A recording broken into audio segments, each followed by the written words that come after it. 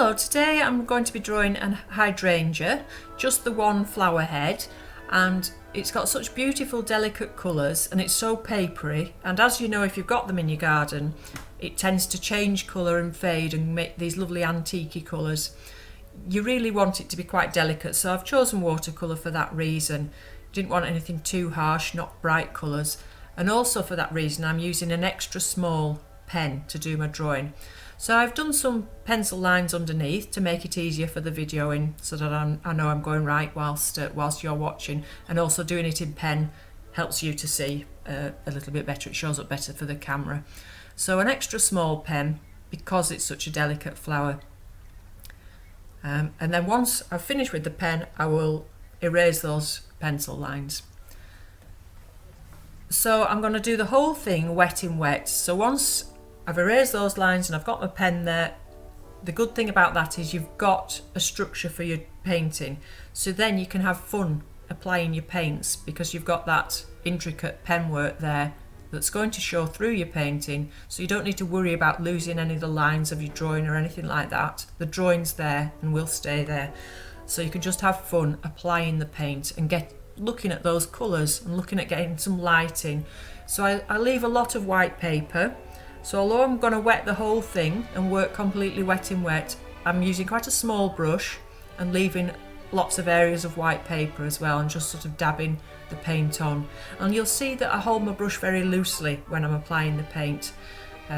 It's a lovely brush, it's one of my favourite ones. It's a number 3 Kolinsky Sable, round one. So I'm going to use that for the whole painting really, apart from when I'm wetting the paper. Now I wet the paper initially, and then the first layers of paint that I'm putting on have got quite a lot of water in them as well, so you'll see that they fade quite quickly and move out into the paper quite quickly. But as I go along, although I'm not drying the painting with a hairdryer or anything like that, because it's warm in here, the painting is drying, and so when you put the next layers on of a thicker pigment with the same colours, you can start and build a bit more definition in your picture. So you can follow some of those lines that you've done with your ink pen and pick out one or two more interesting shapes of the petals and things, just to get a feel for the whole flower. So I'm only using a few colours. I'm using firstly permanent alizarin crimson and then a sap green. I actually add some of the crimson to the green, I'm not using the green neat. And then you'll see that I put some yellow ochre over. One of the reasons for using the yellow ochre rather than a cadmium or a gamboge or something is it's much more delicate and natural. It's not too sort of bright, because like I say, with the hydrangea you get those like really sort of antique muted colours, and I didn't want to put a cadmium or anything bright on there, so the yellow ochre was perfect for that. And then in the background you'll see that I put some cerulean blue just to give us a hint of a sky behind.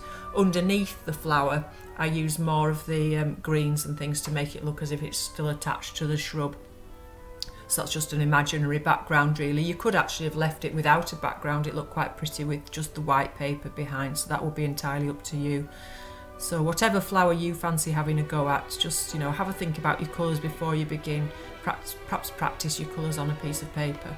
And don't forget that they're going to fade, so as you're applying them they're going to be a lot brighter than when they dry, and they're going to fade. So that's another good thing with the watercolours, for getting that delicacy of that flower.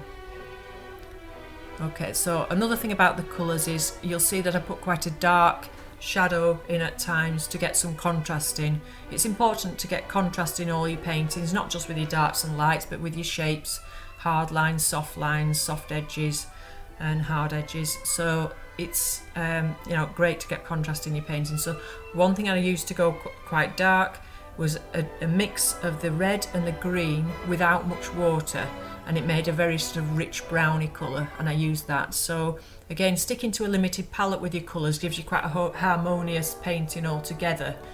The more colours you use, the more you have to think about bringing those colours together in your painting and making it look harmonious. And you'll see towards the end of the video, or right at the end, I actually put a little bit of that yellow in the sky as well. The yellow that I've put in the flower, I popped some of that in the sky, and it just sort of brings the whole thing together. Okay, so I'm not sure if there's anything else I need to tell you just at the moment. I'm sure if you've got any questions about this painting and what I'm doing, you can ask them in the comments below and I'll get back to you as soon as I can. But basically, I'm just carrying on building it up, wet in wet, and as the paper's drying, I'm being able to get more definition in it. But leaving it very loose, just enjoying applying the paint to the wet paper and seeing what it does, and letting all the colours merge into each other and fade into each other as well as they're drying, which gives you that lovely feel for the hydrangea.